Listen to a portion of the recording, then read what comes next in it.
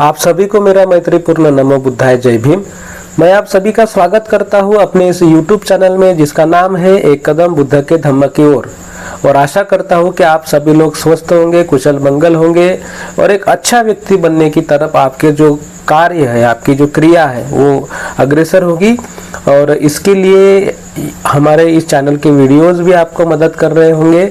और बाबा साहब ने लिखी हुई जो किताब है बुद्ध और उनका धम्म, निश्चित ही आप उसको पढ़ रहे होंगे। तो सबसे पहले मैं आपको बधाई देता हूँ कि अपने इस चैनल की जो सदस्य संख्या है वो 500 से अभी ज़्यादा है। तो आप सभी के सहकार्य से हम इस चैनल को एक नई ऊंचाई तक पहुंचाएंगे। और इसी आशा के साथ में आप सभी लोग अपने इस चैनल के साथ में बने रहेंगे। और निश्चित ही हम बुद्ध के अनेकों जो विचार है वह विचार इस संसार के हर व्यक्ति तक पहुंचाएंगे और हर व्यक्ति को एक अच्छा व्यक्ति बनने के लिए प्रेरित करेंगे, ताकि इस संसार में हम सभी लोग यानी सभी जो इंसानियत जो जिसे कहते हैं, तो सभी लोग एक इंसानियत से रहे और सुखी रहे। तो मैं आपका फिर से स्वागत करता हूँ बुद्ध और उनके धम्म में कि इस वीडियो में। और आज का ये जो 107वां एपिसोड है, इसमें हम देख रहे हैं कि सद्धम्म क्या है। बुद्ध ने धर्म के जो 3 प्रकार हमने देखे हैं कि धम्म अधम्म, यानी जो धम्म जो क्रिया धम्म नहीं है वो अधम्म है, वह भी क्रिया हमने देख ली है। अभी सद्धम्म हम देख रहे हैं। तो सद्धम्म विशेषता ये है सद्धम्म की कि व्यक्ति का आंतरिक परिवर्तन, यानी वो परिवर्तन जो है वो दिखेगा हमें। हम जब उसको सीखेंगे, उसके अनुसार हम जब जिएंगे, हम आचरण करते हैं, तो उसका जो परिणाम, उसका जो हम सोचते कि ये होना चाहिए, तो वो जो परिणाम दिखता है तो वह महत्वपूर्ण बात होती है। और वह परिणाम क्या होता है? अंतिमतः हर व्यक्ति का सुख, हर व्यक्ति दुख से मुक्त हो, यही उसका उद्देश्य रहता है। और वह हमें इस माध्यम से दिखता है। और कैसे दिखता है अभी मैं आपको इस वीडियोस में समझाने वाला हूँ। तो आज हम क्या देखने वाले हैं कि जो कार्य देख रहे हैं हम, सद्धम्म के जो कार्य होते हैं, तो पिछली बार हमने क्या देखा था कि व्यक्ति का जो चित्त होता है, उसका जो अकुशल विचार होते हैं चित्त में है, तो वह अकुशल विचारों को दूर करना, चित्त से निकालना, यह सद्धम्म की महत्वपूर्ण कार्य है। सद्धम्म को करना है। और आज हम देखने वाले हैं कि इस दुनिया को, इस संसार को धम्म का राज्य बनाना, यानी इस संसार के जो नागरिक है, लोग हैं, उनका आचरण नैतिक बनाना, यह सद्धम्म का कर्तव्य है। इसके बारे में हम आज जानेंगे। तो जब हम पूछते हैं सभी धर्मों को, जब यह एक सवाल पूछा जाता है कि आपका औचित्य क्या है, यानी आप क्या चाहते हैं, तो इंसान का उद्देश्य क्या होना चाहिए, तब बहुत से जो धर्म है वह कहते हैं कि सबसे पहले तो व्यक्ति ने ईश्वर की खोज करनी चाहिए। उसके मार्ग पर जो ईश्वर की खोज है, ईश्वर को प्राप्त करना है, उस रास्ते पे उस व्यक्ति ने चलना चाहिए। ये सबसे पहला जो दायित्व सब लोग समझते हैं, सबका है। और फिर जो है आत्मा की मुक्ति, हर व्यक्ति के भीतर एक आत्मा है और उस आत्मा की मुक्ति सभी धर्म चाहते हैं। इसलिए वो कहते हैं कि भाई आपका पहला दायित्व है कि आप ईश्वर के मार्ग पर बने रहे और आत्मा जो आपके अंदर भीतर जो आत्मा है उसकी मुक्ति के लिए आप कार्य करें, यह है।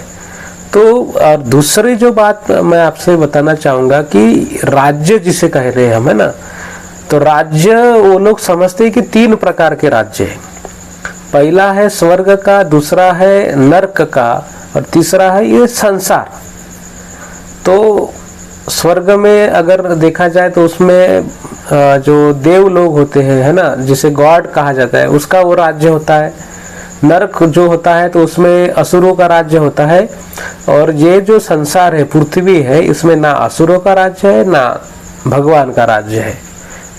तो यह मैं आपको इसलिए समझा रहा हूँ कि हम तो ये लोग ये चीजें मानते नहीं है, लेकिन सद्धम्म यानी बुद्ध का जो धम्म सद्धम्म है, हम 22 प्रतिज्ञा बाबा साहब ने दी हुई जब देखते कि मैं समझता हूँ कि बुद्ध का धम्म ये सद्धम्म है, मेरी क्या हो गई है, मेरी एक कॉन्फिडेंस आ गया है उस पे, है ना, खातरी जिसे हम मराठी में कहते हैं।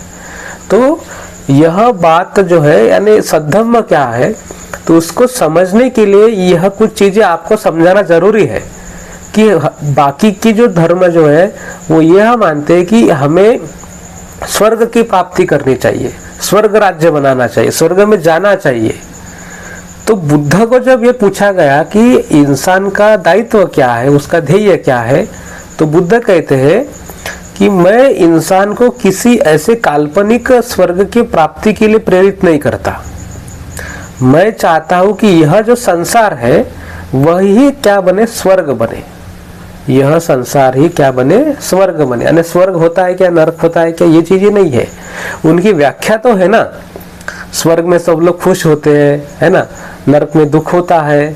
तो सुख जो है तो वो सुख हमें इस संसार में मिले, जीते जी मिले, यह बुद्ध का कहना है। तो बुद्ध इसी पे जोर देते हैं और कहते हैं कि मैं चाहता हूं कि इस संसार को ही हम स्वर्ग बनाएं। तो ये कैसे मुमकिन है कि इस संसार को स्वर्ग बनाया जाए? तो ये मुमकिन है अगर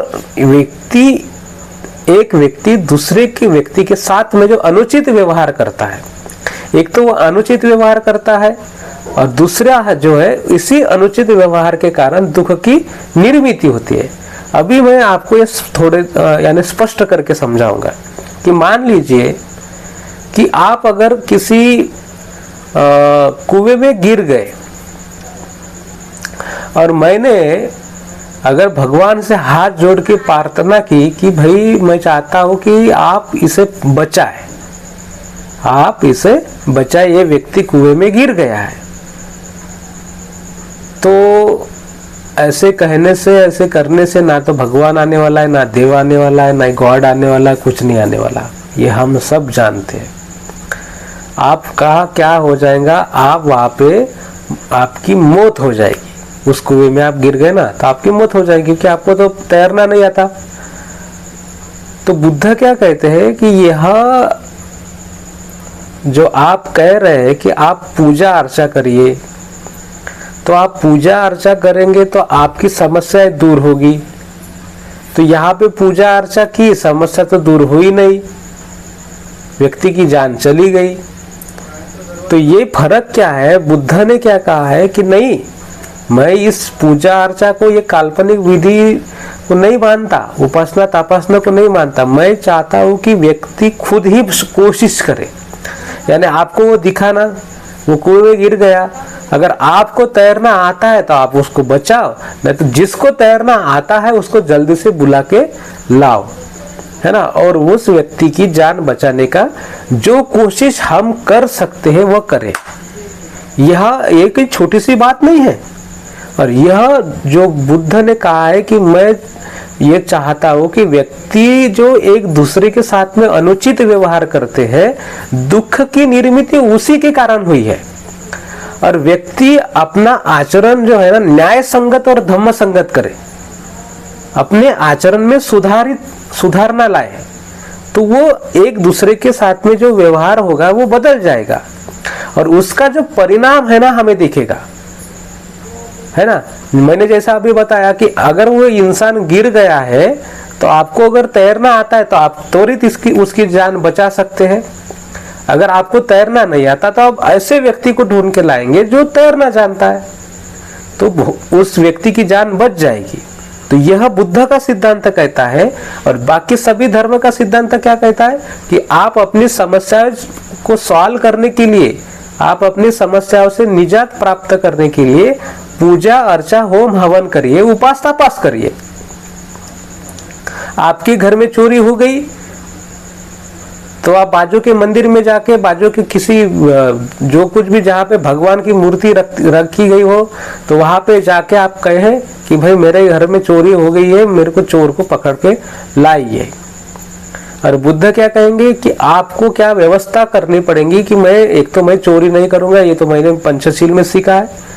अगर कोई ऐसा करता है तो उसको दंड मिलना चाहिए, इसलिए दंड संहिता है कि नहीं। लोकशाही, गणराज्य, गण सरकार, लोग जहाँ पे जो नागरिक इकट्ठा आते हैं और सरकार की स्थापना करते हैं, ताकि जो कुछ भी नियम जो बनाए गए हैं सभी के लिए, जो नियम सभी सुखी हो, इसलिए कुछ नियम हमें बनाने पड़ते हैं। जो नियम बनाए गए हैं उसकी अमल बजावनी हो, और नहीं होती है, कोई व्यक्ति अमल बजावनी नहीं करता है तो उसको शासन किया जाए, दंडित किया जाए उस व्यक्ति को।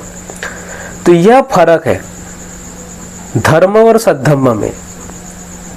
तो सद्धम्म को हम देख रहे हैं, तो सद्धम्म में क्या इतना ही बुद्ध ने कहा है कि आप अच्छा व्यक्ति बनिए, वह उससे भी आगे जाता है, उसमें वह अच्छा व्यक्ति बने इसलिए वह उसके चित्त को मुख्य मानता है, उसके चित्त के प्रशिक्षण को मुख्य मानता है। और उसके लिए बुद्ध ने पंचशील, अष्टांगिक मार्ग और पारमिताएं सिखाई है हमें, कि बस बोला नहीं है, उन्होंने व्यक्ति का जो चित्त है वो परिवर्तित कैसे हो और वो सदाचारी कैसे बने, इसके लिए वहां पे तत्व ज्ञान दिए हैं। आप पूजा अर्चा करेंगे तो आपको मिलेंगे तो कुछ नहीं, लेकिन आप धम्म का आचरण करेंगे तो निश्चित ही आपको लाभ मिलने वाला है, निश्चित ही आप अपने आप को बेहतर महसूस करेंगे पहले से, या बाकी के लोगों के साथ अगर आप अपने खुद की तुलना करते हैं तो उन लोगों से तो आप खुद को बेहतर समझेंगे। जैसे कोई व्यक्ति होता है जिसको लिखना पढ़ना नहीं आता, तो वो उसको काला अक्षर भैंस बराबर हम कहते हैं, है कि नहीं। तो उसको ये समझ में नहीं आता है कि ये कहा क्या लिखा है, बोर्ड पे क्या लिखा है। अगर जिसको लिखना पढ़ना आता है तो उसको वो पढ़ सकता है, तो उसको समझता है कि उस बोर्ड पे क्या लिखा है। तो यह फर्क होता है सद्धम्म मानने वालों का और धर्म मानने वालों का, यह है महत्वपूर्ण भेद।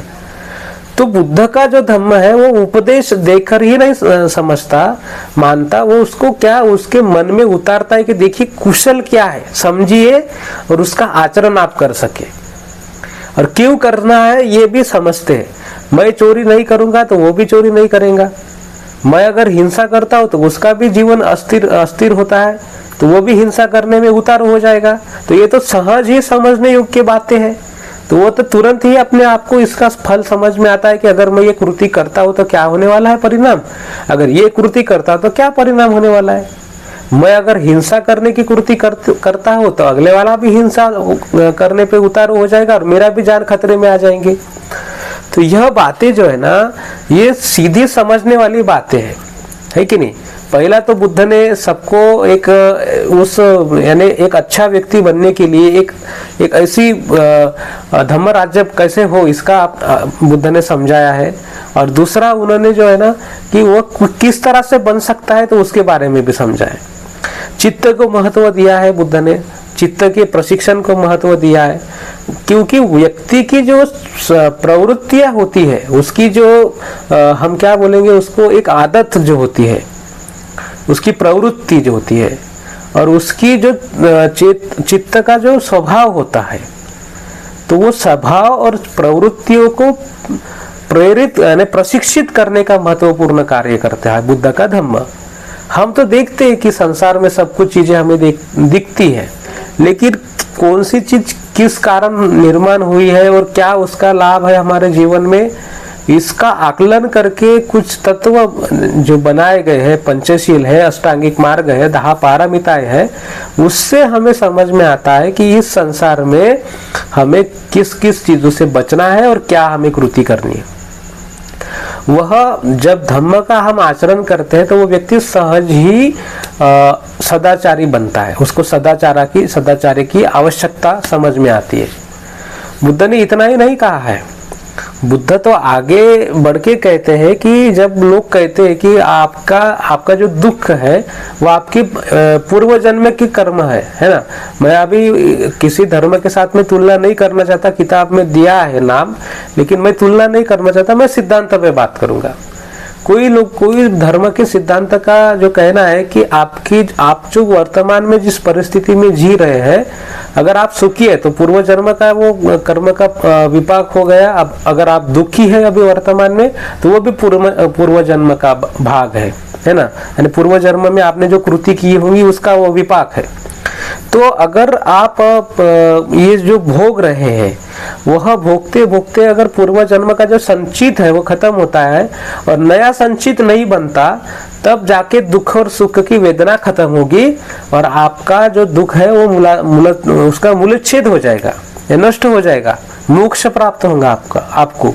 बुद्ध उनको पूछते हैं कि आपको ये समझ में आता है कि अभी थोड़ा सा बाकी है अपने पूर्व जन्म का जो कुछ भी पाप पुण्य होगा, ये इतना बाकी है और अब इतना भोगना बाकी है और बाद में खत्म हो जाएगा, नया निर्माण नहीं होने वाला है।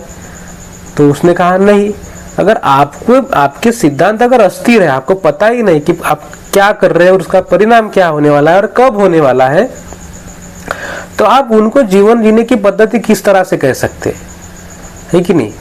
मैंने कहा है कि हम तो एक जो व्यक्ति है ही नहीं, भगवान तो है ही नहीं, भगवान को साक्षी मानकर लोग तो खून भी करते हैं कि भाई मेरे पेट पानी का सवाल है, मेरे को माफ कर दे भगवान। ऐसा कर तो लोग हिंसा भी करते हैं, है कि नहीं।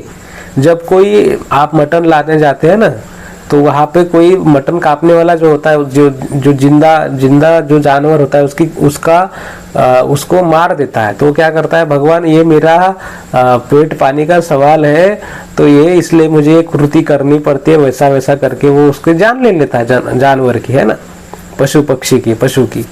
और फिर उसकी तो वह यानी आप जो आदमी अस्तित्व ही में ही नहीं है, जो आपको क्या सत्य है, क्या न्याय, क्या अन्याय है वो बता ही नहीं सकता, तो उसको आप कैसे भी पटा सकते। पत्थर को तो आप कैसे भी पटा सकते, क्योंकि तो वो तो कुछ बोलने वाला है नहीं आपके साथ में। आप करेंगे कि भाई ये इसलिए कर रहा हो, मजबूरी में कर रहा हो तो ठीक है, मैं जबरदस्ती से कर रहा हो तो भी ठीक है, कुछ कहने वाला तो है नहीं वो। तो यह जो बात है ना, कि मैं जो समझाना चाहता हूँ आपको कि ये जो सद्धम्म जो है उसका जो तत्व ज्ञान है वो वास्तविक में जब इंसान आचरण में लाता है तब का तब उसका परिणाम दिखना चाहिए। उसका आचरण बदल जाता है व्यक्ति का, उसका आचरण बदल गया तो वो क्या बन गया, उसको सदाचार समझ में आ गया, तो सदाचार से हम चलना चालू कर दिए तो संसार सुखमय हो जाएगा, है कि नहीं। तो एक बार बुद्ध ने ये भी कहा है कि आप अगर ये जो धम्म है उसकी कोई पनिशमेंट देने वाला है क्या आपको। अगर मैं एक बुद्धिस्ट व्यक्ति हूँ, मैं पंचशील से आचरण नहीं करता, तो फिर क्या होगा। मैं अगर पंचशील का पालन नहीं करता तो क्या मुझे कोई धर्म संसद आके कोई पनिशमेंट देने वाली है कि कुछ होने वाला है, कुछ नहीं। आपका जो जीवन जीने का सिद्धांत है, आप उसके अनुसार जी नहीं रहे हैं, तो आपके कर्म तो आपको उसका परिणाम देंगे। आप चोरी करेंगे तो आपको पुलिस पकड़ के लेके जाएंगे, है कि नहीं। तो ये तो कर्म तो उसका परिणाम देंगे, लेकिन धर्म कुछ नहीं करने वाला। यानी बुद्ध आएगा ऊपर से आपके ख्वाब में आएगा, ऐसा तो कुछ होने वाला नहीं है कि नहीं। तो यह जो बात है ना, यह इसलिए कहा गया है कि जो इंसान की हिम्मत जिसे हम कहते हैं, साहस जिसे हम कहते हैं, वो साहसिक कार्य है। तो वो साहस जुटाने को बुद्ध चुंद को कहते हैं। तो बुद्ध कहते हैं, चुंद देखो कि भला ही कोई भी इंसान कुछ भी कृति करे, चोरी करे, हिंसा करे, व्यभिचार करे, असत्य बोले, कटु शब्द बोले, है ना, निंदा करे, चुगली करे या व्यर्थ बकवास करे, है ना, मदिरा प्राशन करे या मिथ्या दृष्टि धारण करे, कंजूस हो, कृपण हो, है ना, दुष्ट बोलने वाला हो, लोभी हो, ये जो कुछ भी चीजें जो है, आलसी हो, बहुत सी चीजें बताई है किताब में। तो जो भी ये व्यक्ति होता है ना, मैं वैसी कृति नहीं करूंगा। भला ही कोई भी व्यक्ति इस तरह की कृति करता हो, लेकिन मैं इस तरह की कृति नहीं करूंगा। आप अकेले क्यों ना हो, फिर भी आपको यह संकल्प लेना होता है कि मैं यह कृति नहीं करूंगा।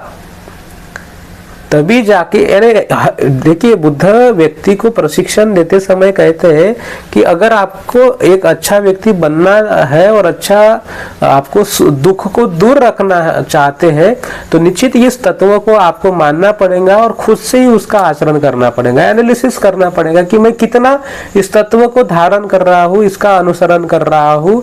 अगर मैं कमजोर पड़ रहा हूँ तो मुझे उस कमजोरी को निकाल के इस तत्व का सही से पालन करना है। इसलिए हिम्मत भी चाहिए। बुद्ध ने कहा है मैं चोरी नहीं करूंगा, बाकी के लोग करते हो तो करने दो, मैं नहीं करूंगा। तो ये इसके लिए हिम्मत चाहिए, है कि नहीं। तो जब बुद्ध कहते हैं कि आपकी जो हिम्मत है, आपका साहस है, तो आपको वो कृति करनी है। आप पंचशील के अष्टांगिक मार्ग के 10 पारमिताओं के विरोध में नहीं जाएंगे।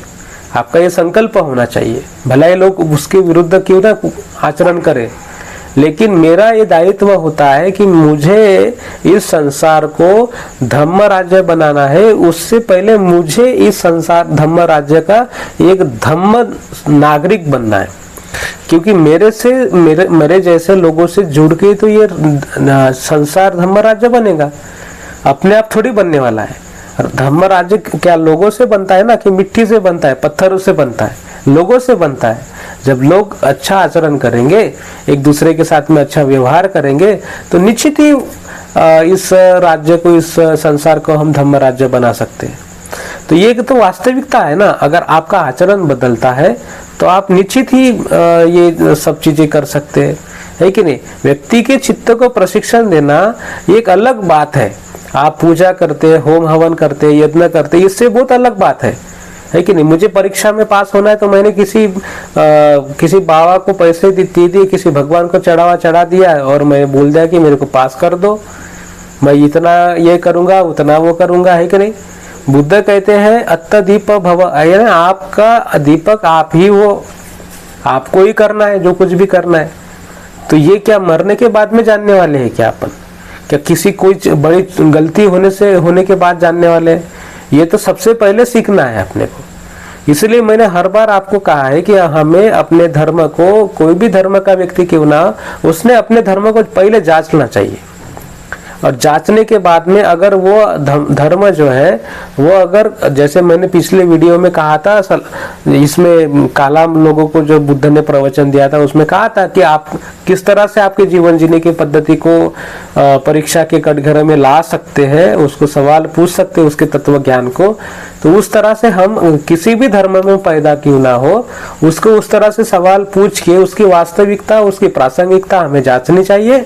और फिर क्योंकि भाई उसी का तो आचरण करके हम हमारे जीवन का दुख नष्ट करने वाले हैं। अगर वह तत्व ज्ञान आचरण करके हम हमारे जीवन को एक संसार में दुख नहीं नष्ट कर सकते, हमारे खुद का दुख नहीं नष्ट कर सकते, तो हम इधर बाकियों का दुख कैसे नष्ट करेंगे। तो यह बात है। इसलिए ये जो सद्धम्म का कर्तव्य होता है कि संसार को हमें क्या करना है, हमें धम्म राज्य बनाना है। जो धार्मिक यानी जो आचरण करने योग्य जो चीजें धम्म के तत्व ज्ञान है कि नहीं, तो वो सभी लोग जब उसका आचरण करेंगे तभी तो ये संसार जो है ना धम्म राज्य बनेगा। तो इसमें क्या समझाया मैंने आपको समझाया है कि आप पूजा अर्चा करते हैं, कोई चीज आपको चाहिए और आप पूजा अर्चा करते तो आपको मिलने वाली नहीं है। वो किस तरह से मिले, यह आपको इस धम्म में मिलेगा, यानी तत्व ज्ञान में मिलेगा। इसमें एक चीज और बताई गई है कि अगर आप इस धम्म का आचरण करते हैं तो आपको यह चीज नहीं देखना है कि आप जो लौकिक जो चीजें हैं दिखने वाली, उसको आप चिपक के मत रहिए, क्योंकि वो चीजें अनित्य है। जो दिखता है वो नष्ट होने वाला है, बदलने वाला है कि नहीं। लेकिन जो नहीं दिखता वो स्थिर है, वो वास्तव में है, तो उसको हमें जानना चाहिए। तो वो क्या होता है, वह अनित्यता होती है, उसको हमें जानना होता है। अगर हम अनित्यता जानेंगे तो निश्चित ही उसको समझेंगे, तो उसके अनुसार हम आचरण करेंगे, है कि नहीं। अनित्यता के बारे में मैंने पिछले वीडियोस में भी बताया था कि अगर हम जानते हैं कि कोई चीज अनित्य है, नष्ट होने वाली है, तो उसका शोक नहीं मनाते हम, क्योंकि तो उसका स्वभाव धर्म है नष्ट होना। तो खैर सद्धम्म के बारे में हम जान रहे थे कि सद्धम्म का कर्तव्य होता है कि संसार को धम्म राज्य बनाना है। मैंने आपको बड़े ही डिटेल्स में विस्तार से समझाया है कि इस बुद्ध ने क्या किया है। बुद्ध ने व्यक्ति के उद्देश्य को स्पष्ट समझाया है कि उसको एक दूसरे के प्रति जो व्यवहार है वो सुधारना पड़ेगा, उसी के कारण दुख की निर्मित हुई है। अगर उसका व्यवहार सुधरता है तो दुख भी अपने आप नष्ट होगा। बुद्ध इतना कह के ही नहीं रुकते, उन्होंने धम्म भी बताया है किस आचरण से, किस कृति से व्यक्ति जो है अपनी जो कृति है बदल सकता है ना। अपनी कृति अगर बदलेगा तो निश्चित ही यानी जो आचरण करता है ना, जो तत्व ज्ञान, तो उससे उसकी कृति बदलती है और उसको सुख की अनुभूति होती है। ये भी मैंने आपको समझाया है। तो यही तो सद्धम्म है और धम्म राज्य बनाने का एक महत्वपूर्ण मार्ग है। आपको पूरा समझ में आया होगा। कुछ नहीं समझ में आया होगा तो निश्चित ही कमेंट्स में बताइए, या इस आई बटन पे क्लिक करके बुद्ध और उनके धम्म के प्रासंगिक के वीडियोस भी आप देख सकते हैं। और वीडियोस को लाइक करिए, शेयर करिए अपने दोस्तों, मित्र और परिवार के लोगों के साथ में, ताकि एक अच्छा व्यक्ति बनने के लिए उनको प्रेरणा मिले। और चैनल को सब्सक्राइब करिए। अपने जो टीम है एक कदम बुद्ध के धम्म की, और अभी 500 से ज़्यादा अपने टीम के सदस्य हो चुके हैं। तो मैं आपसे अनुरोध करूँगा कि ज़्यादा से ज़्यादा लोगों तक ये चैनल के वीडियोस पहुँचाइए, उनको कहिए कि सब्सक्राइब करिए, आप भी चैनल को सब्सक्राइब करें। और अंत में आप सभी लोगों के लिए मैं मंगल कामनाएं व्यक्त करता हूँ और अपने वाणी को देता हूँ विराम। नमो बुद्धाय, जय भीम।